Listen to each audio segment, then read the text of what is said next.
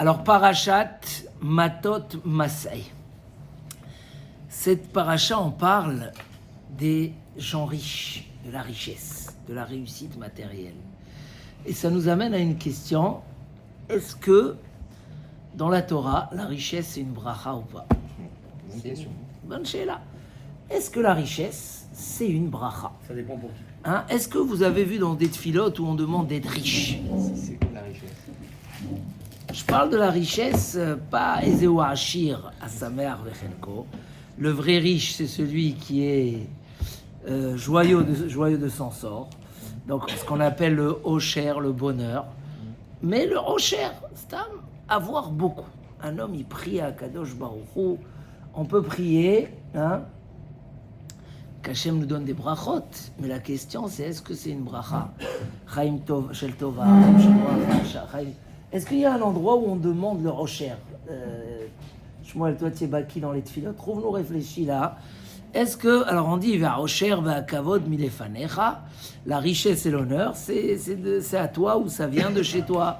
Mais est-ce qu'un homme, il peut prier à Kadosh Baruch Hu, il dit, je veux être riche? En autre mot, quand les gens ils demandent aujourd'hui bracha parnassa, c'est un petit peu la demande. Bah oui. C'est de dire, je veux. Après, peut-être qu'on ne demande pas d'être comme... Crésus. C'est relatif. C'est quoi la richesse? Alors, il y a deux stades dans la richesse. Il y a celui qui veut avoir tout ce qu'il a besoin. Parce que comme il dit Rav Dessler, c'est comme ça qu'on considère qu'on sera heureux. L'homme, il se dit comment on peut devenir heureux si on a tout ce qu'on a besoin. Alors après, Rav Dessler, là-bas, il prouve dans son premier chapitre de dire que c'est pas tellement juste. Parce que si tu n'as pas le bonheur, tu n'as pas la richesse. Pour que la richesse contribue, il faut qu'il y ait d'abord le bonheur. Donc il faut du bonheur spirituel. Bon, c'est le Rav Dessler connu qui analyse 1 plus 1, que dans tous les métiers, dans tous les machins, tout le monde se plaint, personne n'est content, et le plus grand riche, il a plus de problèmes par sa richesse. Donc il dit là-bas, pour vraiment profiter d'une richesse, il faut avoir un bonheur spirituel. Et on a des exemples comme ça aujourd'hui, Baruch Hashem, de ceux que d'abord Tfila, d'abord Limoud, d'abord Hirat Shamaim, d'abord des attachements avec des yeshivot, des communautés, un soutien, et après la richesse. Donc ça va ensemble. Quand il y a un bonheur spirituel, alors la richesse matérielle, elle contribue. Ça, c'est Rav Dessler. Mais notre question, elle est sur la richesse. Qui en a dans cette paracha qui était riche? Bnei Gad ou Bnei Reuven. Bnei Gad ou Bnei Reuven. La tribu de Gad, la tribu de Reuven et la demi-tribu de Ménaché. Ils étaient très riches. Et justement, ils sont venus chez Moshe Rabbeinu, on connaît l'histoire, mais on va la répéter en bref. Ils ont dit, on a beaucoup de troupeaux. À l'époque, la richesse, ça se mettait dans le troupeau. C'était l'agriculture. Et ils ont trouvé qu'ils ont tellement d'argent, ils ont demandé de rester dans la terre de Gad et Me'ever Yarden, à travers le Yarden, la terre de Moab. Il y a là-bas, il y avait des champs, du pâturage, on pouvait faire des fermes énormes et des enclos. Alors, ils ont demandé à Moshe Rabbeinu, qu'est-ce que tu penses si tu nous donnes cette terre-là? Alors c'est vrai que Moshe Rabbeinu, il s'est mis très en colère sur eux, mais pas en colère, il était pas content. Contrarié. Voilà, il leur a dit, vous allez décourager le clan d'Israël, parce qu'ils pensaient qu'eux, ils veulent éviter la guerre, ils veulent pas aller... Alors, tout de suite, ils ont éclairci que eux, pas du tout. Ils vont faire la guerre. Ils se sont même manifestés plus. Parce que Moshe, il voulait qu'il aille faire la guerre. Et eux, ils ont dit, on va faire la guerre et on ne reviendra pas chez nous tant que les bénis Israël n'ont pas partagé la terre. Ça leur a pris 7 ans de plus. Ils sont restés 14 ans en Israël, le temps que les bénis Israël s'installent, et après, ils sont venus rejoindre leurs femmes et leurs enfants. Bon, ils ont dû, je ne sais pas si entre-temps, ils faisaient des allers-retours, est-ce qu'ils ont fait Aliyah Boïg ou... Mais en tout cas, ils devaient avoir un programme, mais ils sont allés et ils ont... Mais quand même, Moshe Rabbeinu... Ils sont restés juste pour la parnasse. Ils sont restés pour s'installer, ils ont trouvé que les terres étaient magnifiques, et ils voulaient s'enrichir davantage. Là, et après, ils ont laissé leur femme et leurs enfants. Ils ont laissé, donc c'est ce qu'ils ont dit, nous on va construire des enclos pour nos troupeaux, des maisons pour nos femmes, on va aller faire la guerre, et on va revenir après, et ça va nous appartenir. Leilu Nishmat, Léonie, Nuna, Bat Chalwa. Zichron Livracha. Alors, donc c'est ce qu'ils ont demandé à Moshe Rabbeinu. Et là, le Midrash, et là on voit que nos Chachamim n'étaient pas contents. Ça n'a pas bien terminé. On va citer ce qui est marqué. Premièrement, c'est marqué qu'ils sont partis en galoute, en exil avant leurs frères. C'est marqué que déjà à la fin de la paracha de Massaé, on leur a mis des villes de refuge, comme pour les 9 tribus et demie. Autant de villes de refuge parce qu'il y avait beaucoup de meurtres chez eux. Et elle n'a pas fini par bracha, donc ils ont vécu là-bas des longues années. Mais c'était déjà prévu que ça va mal terminer. Donc, c'était un beau projet. Nous, il ne faut pas voir la fin. C'était un projet d'avoir des terres, des espaces. Vous imaginez, chacun, on aurait bien aimé, à la place de rentrer en Eretz Israël, avoir des toutes petites terres, parce qu'Eretz Israël n'est pas grande, avoir chacun des espaces, une richesse énorme. C'est une richesse. Et le Midrash, regardez le Midrash, il dit comme ça. Ou miknerav, beaucoup de troupeaux. Haosher, là on parle de la richesse dans le Midrash. Ksheuba mina shamayim ou mitkayem. Quand ça vient du ciel, c'est quelque chose qui est mitkayem, qui dure, qui reste, et qui est une bracha. Ksheno mina shamayim eno mitkayem. Quand la richesse ne vient pas du ciel, c'est pas quelque chose qui reste. Alors déjà, c'est très dur de savoir qu'est-ce que ça veut dire que c'est pas du ciel. On va expliquer ça, c'est la première question à se poser. Et le Midrash, il continue, il dit, il y avait 2 riches dans le monde. Korach chez les Juifs, Haman chez les Goïs. Ils ont trouvé des trésors cachés de Yosef Hatzadik et de Nebuchadnezzar. Le Haman qu'on connaît nous. Oui. Il dit, Ushnehem avdu mina olam. Ils ont tout perdu et ils ont été exterminés eux-mêmes. Shelo haïta matanata mina shamayim. Leur cadeau n'était pas du ciel. Hayu chotfim otam lahem. Ils arrachaient le cadeau. Ils le prenaient par force. C'est dur, comment on peut voler? C'est Hachem qui décide tout. Alors on verra tout de suite. Il dit le Midrash, ainsi tu trouves avec les Bnei Gad et Bnei Reuven, Shayu Ashirim Arbe. Ils étaient très riches. Va'elem miknerav. Ils avaient beaucoup de troupeaux. Vechivez-vous et mamona. Ils ont trop aimé leur argent. Premier problème. Ve'yashvu lahem chutza la'aretz. À cause de ça, ils ont accepté d'habiter en dehors d'Eretz Israël. C'est pas aujourd'hui où on a plus d'épreuves en Israël qu'en Chutz La'aretz. C'est à l'époque où il y avait Yoshua Binoun, on devait construire le Beth Amikdash. Et troisième chose, dit Midrash, Ve'ifrishu atzmam me'achehem bishvil kinyanam. Ils se sont séparés de leurs frères. Écoutez bien, moi je veux revenir sur ces mots-là. Ils ont trop aimé l'argent. Ils se sont installés ailleurs que les endroits où il faut s'installer. Comme vous avez dit, je vais aller habiter à Monaco. Il n'y a que 2 synagogues à Monaco. Elles sont belles. J'ai de l'argent. Alors ils sont allés habiter dans les mauvais endroits. Et ils frichou atzmam me'achehem bishvil kinyanam. Vous savez, celui qui s'enrichit, il n'a plus d'autres... On était des amis. Aujourd'hui, j'ai besoin d'autres amis, d'autres niveaux. Ils se sont séparés de leurs frères. C'est pour cela qu'ils sont allés en galoute, en exil, avant tous les shvatim. Et ils ont tout perdu. En fait, ils ont tout perdu à la fin. Alors quand? Peut-être que les premiers, ils sont morts. C'est que les 3e, les 4e générations. Mais ça suffit déjà pour dire, attention, ça peut être dangereux. Et il continue, et sur ça le Midrash, il amène encore, il dit que Akadosh Baruch Hu, il peut prendre l'argent de l'un et de la donner à l'autre, pour lui c'est pas un problème. Et voilà, et ensuite à la fin le Midrash il revient encore un petit peu, il amène encore 2 choses importantes. Et vu que j'apprécie tellement que le 2 août vous êtes encore là, en train d'écouter des shiurim, Baruch Hashem, c'est que quand on a un Makom Torah que ça existe ça. Makom Torah, être mechoubar, être collé à un Makom Torah. Mais je vais vous amener encore ce qui est marqué, c'est magnifique. Le Midrash, il dit, Lev chacham limino, velev kessil lismolo. Le sage, il a son cœur à droite. L'imbécile, il a son cœur à gauche. C'est quoi? C'est les Bnei Gad ou Bnei Reuven. She'asu et ha'ikar tafel, ve'atafel ikar. Ils ont pris le secondaire et ils l'ont rendu essentiel. Ils ont pris l'essentiel et l'ont rendu secondaire.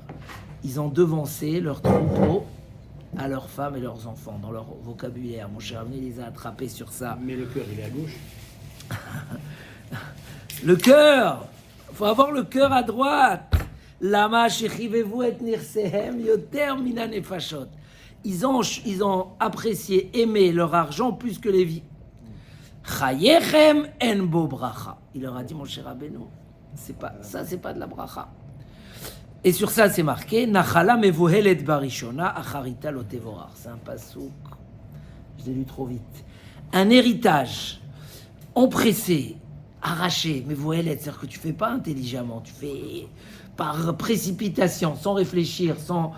Mevohelet en hébreu, c'est un mot qui parle fort. Comment on peut traduire Mevohal, c'est quelqu'un qui est... Mevohal en hébreu, c'est quelqu'un qui est étourdi, un cadeau, qui est une richesse.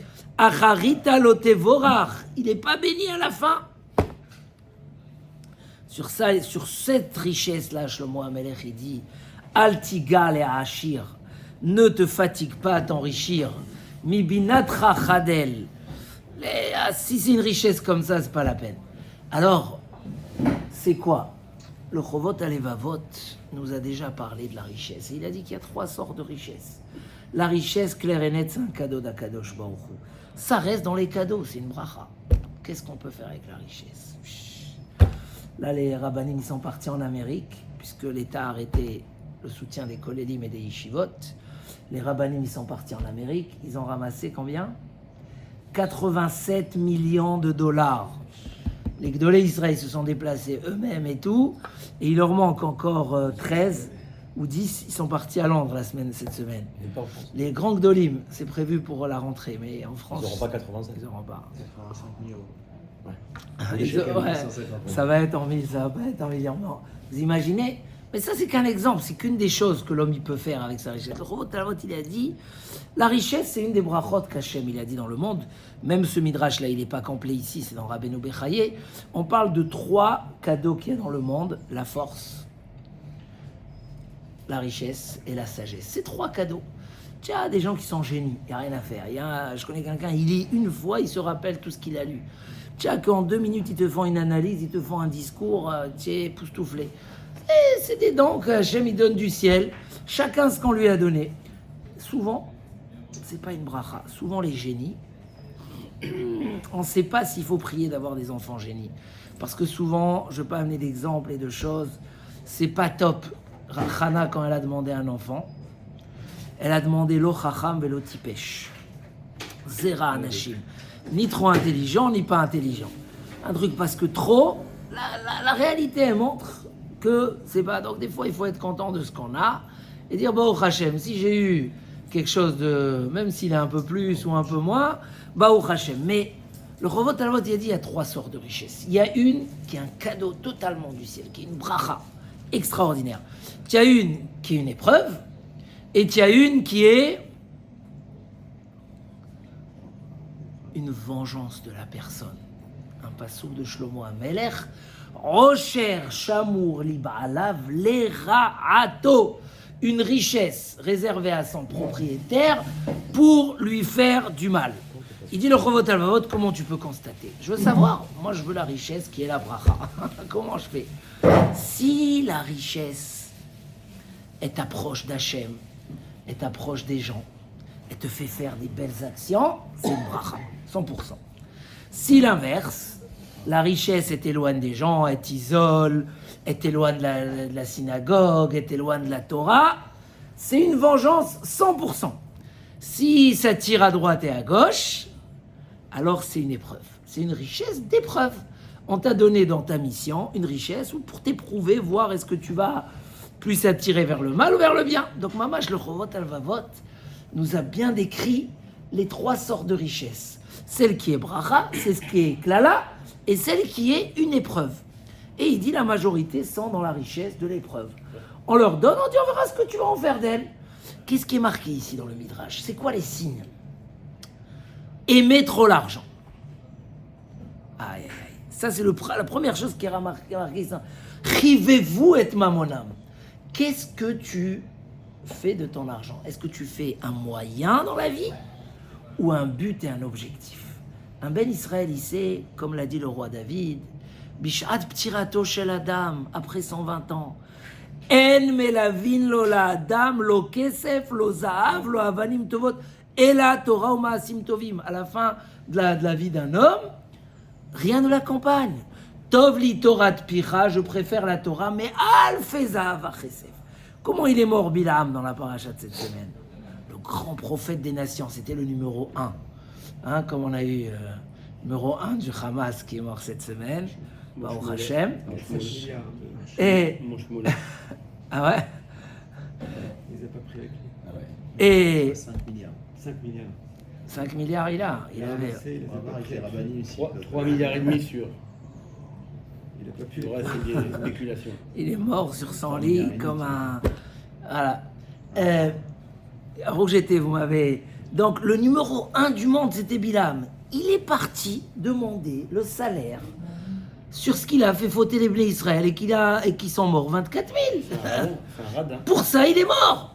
Quelqu'un qui aime trop son argent, aïe aïe aïe, c'est pas un argent de bracha. Si on arrive, on dit que Yov, Vatran bemamono haya. Yov, il était large dans son argent. La grande, c'est quoi? Quand il allait chez le commerçant, il restait 50 centimes, il lui laissait. C'est quoi le problème? C'est un signe. Est-ce que tu es devenu esclave de ton argent? La première chose qui est une malédiction, c'est est-ce que tu es devenu esclave ou est-ce que tu le vois toujours comme un moyen? C'est un très bon moyen. Ça nous permet de faire des grandes choses. Si j'avais les 6 millions, j'aurais tout acheté ici, Gamarno, et on aurait déjà pu. Mais Hachem, il a ses chemins. C'est lui qui décide c'est quand qu'il faut et quand. Hein? Enfin, on l'aurait donné ou pas si on allait. Non, quand même, non. En tout cas, on est d'accord ou pas? Ça, c'est rivez-vous et mamonam. Deuxième chose, ça a pris la place des choses essentielles dans la vie. Indépendamment de est-ce que tu es généreux ou pas, est-ce que ça prend la place? Là, ça a pris la place de leurs enfants et de leurs femmes. Ils ont laissé leurs femmes, leurs enfants, 14 ans comme ça, vous imaginez? C'est marrant que quand ils sont venus, ils ont vu une catastrophe ce qui s'est passé. Entre-temps, les goïms, ils sont venus. Ceux qui font des allers-retours. Pour certains, oui. Je vois beaucoup aujourd'hui ceux qui font la bonne aliyah. Hein, ceux qui font la bonne aliyah. Je vois, ils viennent le minimum en France. Ceux de Hors Torah et d'autres qui ont grandi dans des bons bâtés midrashot où ils ont été éduqués par les rabbanim, comment la faire. Je vois, ils réduisent, ils viennent le moins. Pourquoi? Parce qu'il y a d'autres, c'est rester seul, laisser sa femme seule. Alors, je ne rentre pas maintenant dans le jugement parce qu'il y a d'autres contextes, mais tu as amené ça en tant qu'exemple pour certains. Mais en tout cas, ils ont laissé leur femme dans 14 ans. Et même déjà maintenant, dans leurs paroles, on voyait qu'est-ce qui sortait en premier. C'est pas mes enfants. Le Rav qui parle de ceux qui travaillent jusqu'à minuit, que les enfants ils restent seuls jusqu'à minuit, et pour les calmer, il leur donne des gros billets de 200 ou de 500 euros. Donc l'enfant il se retrouve à aller acheter de la drogue ou des choses comme ça. Et après quelques années, quand il se réveille, l'enfant il est déjà kassach, et il n'y a pas un autre chemin. Comment un enfant il peut rester le soir après une journée d'études tout seul à la maison? Mais l'épreuve de rentrer à 6h ou à 7h à la maison, elle est dure. Et certains ne peuvent pas. Donc, il y a des remplacements à mettre. Mais voilà la deuxième chose. Ça a pris la place de la femme et des enfants. Aïe, aïe, aïe, aïe. Ça, c'est très grave. Troisième chose, l'éloignement de la communauté. Hein, on le voit dans le Midrash. Ils se sont séparés de leurs frères. Vos frères, ils sont en Eretz Israël. Il y aura là-bas Yoshua Binoun. Vous allez amener des rabbanim, mais ce ne sera pas la même chose. Se séparer de leurs frères, c'est quelque chose d'énorme. Pour que la richesse soit une bracha, ton copain qui était avec toi à l'école, ton ami avec qui tu passais du temps, il reste au même niveau. Il n'y a pas combien de gens se plaignent que leurs amis ne leur répondent plus. Pourquoi? Parce que lui, il a réussi et moi, je suis resté en bas. Et alors, mais on était les meilleurs copains au monde. Après, au niveau spirituel, ukne lecha chaver. Un homme, il a besoin des vrais amis. Donc, si tu changes d'amis et tu vas vers des amis qui ont beaucoup d'oseille, comme ils disent aujourd'hui, et tu laisses les vrais amis avec qui tu étudiais, avec qui tu partageais, tu laisses le Beth Knesset. Hein? Ils se sont séparés de leurs frères et ils se sont séparés d'Eretz Israël, on a cité. Les gens qui déménagent parce qu'ils ont beaucoup d'argent, ils vont habiter dans des quartiers. Tout ça, tout ce qui est marqué là, c'est des choses, tu les vois tous les jours. Et à la fin, c'est la catastrophe. À cause de ça, les gens, ils perdent tout. Ils perdent leurs enfants, les enfants, ils s'éloignent. On sait que quand un enfant, il a trop d'argent, c'est pas bien. C'est pas bien. Un enfant, il n'est pas fait, il peut pas contenir beaucoup de réussite trop tôt et tout. Ça l'amène tout de suite vers des rêves et des problèmes. Donc, est-ce que la richesse est une bracha ou pas? Revenons à notre question. Ça dépend à quel âge. On va résumer. On s'est posé la question, on a dit, est-ce que la richesse c'est une bracha? Ça veut dire quoi qu'ils arrachaient leur richesse d'Akadosh Baruch Hu? Ça veut dire quoi qu'on l'a arraché? Ça, j'ai envie de comprendre ce mot-là, j'ai pas encore répondu. Ça veut dire quoi ils arrachaient? Non, elle n'est pas venue du ciel. Ça veut dire quoi? C'est quoi tout ça que le Midrash dit? Ils se sont séparés, etc. Ça a mal fini, un héritage bouleversé. Le Chovot Alvavot, on a un Chovot qui a 3 sortes, ça dépend où ça t'amène. Et en fait, l'explication des choses, c'est quoi? Akadosh Baruch Hu, tout ce qu'il a créé dans le monde, c'est un Kéli, c'est qu'un moyen. Il y a une seule vérité. Un homme, il est venu pour une mission, et sa mission, c'est sa Neshama, c'est son Olam Haba, c'est son monde futur. Oui ou non? Comment il dit le Messiat Sharim? La réussite de tous, c'est chez Barer, Vit, Amet, Etzel, Adam, Ma, Chovato, Beolamo.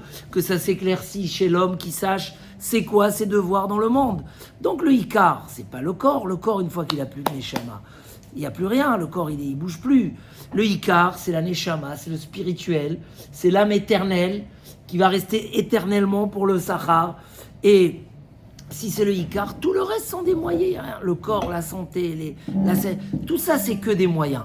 Si l'homme, il a utilisé ce qu'on lui a donné dans le bon sens, il lui a donné son sens, alors ça reste un cadeau du ciel, parce que du ciel, on donne que de la bracha, on donne pas des mauvaises choses. Donc si toi, tu as orienté ton cadeau matériel, ça s'appelle qui vient d'Hachem. Mais à partir du moment où tu l'as déconnecté de son objectif, ça veut dire que tu l'as arraché. C'est ça que le Midrash il dit. Tu entends, Moshe? Ça veut dire quoi que le cadeau il vient pas du ciel? Mais tout vient du ciel.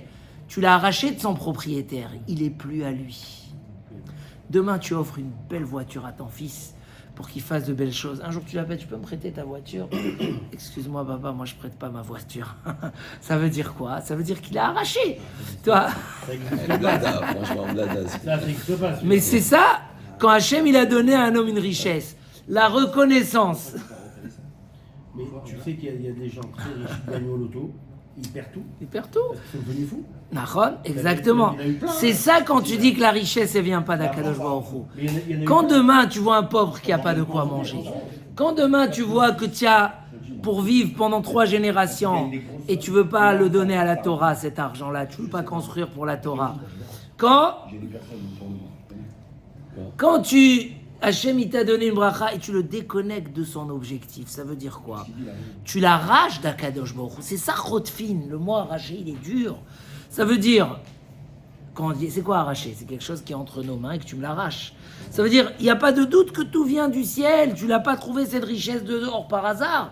Mais à un moment, tu l'arraches. Et là, tu as coupé la bracha. C'est quoi? Tu l'arraches, tu l'as détaché de ton objectif. Comme il a dit, le Chovot Alvavot, à la place que ça te rapproche d'Akadosh Baruch Hu et ça t'amène. J'avais raconté une fois une histoire comme ça qui faisait très mal, mais que racontait Rav Chaim Zaïtchik, d'un milliardaire américain. Mais qu'il a passé la Shoah, il vivait tout seul, il avait son argent, c'était ses enfants, il ne pouvait pas les donner. Et un jour, il convoque le Rav comme ça dans un hôtel en Israël, il dit, écoute, après 120 ans, je veux que l'argent elle va pour la Torah. Le Rav, il lui a dit, écoute, moi je crois qu'il ne faut pas attendre après 120 ans. Maintenant. Non, maintenant, il lui a dit, tu n'es pas obligé. Il avait des millions, il avait des millions, peut-être même des milliards. Donne déjà une partie maintenant, et l'héritage après. Il dit, non, je ne peux pas, aujourd'hui, je ne peux pas, chaque centime, c'est ma vie.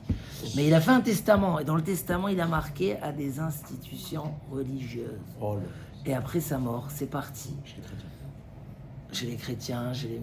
Ah ouais?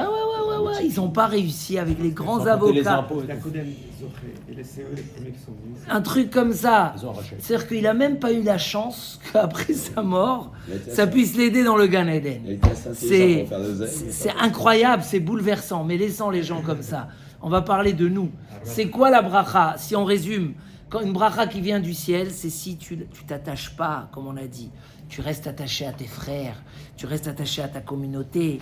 Tu mets d'abord en valeur les 5 choses. Vous avez retenu le résumé. Tu laisses en valeur d'abord les choses précieuses, d'abord tes enfants, d'abord ta femme, avant tout. Il n'y a pas, c'est calculé tous les... D'abord ta Torah, d'abord ton Bet HaKnesset, d'abord tes mitzvot. Et à partir de là, alors le cadeau il reste du ciel. Et c'est ça les 3 choses du Chorot Alvavot. Il dit surtout se sauver, que ça ne soit pas du côté de la malédiction. Des fois peut-être quand on est dans l'épreuve, alors on doit gérer l'épreuve. Et le plus beau c'est d'arriver à ce que c'est que Ezewa Ashira Samer Vechelko, c'est que ça t'approche d'Akadosh Baruch Hu. Et vu que ça t'approche d'Akadosh Baruch Hu, c'est Kulo Beracha. Et c'est ce que je vous souhaite et je souhaite à chaque juif. Amen. Kenei Ratzon. Chazak u'Baruch.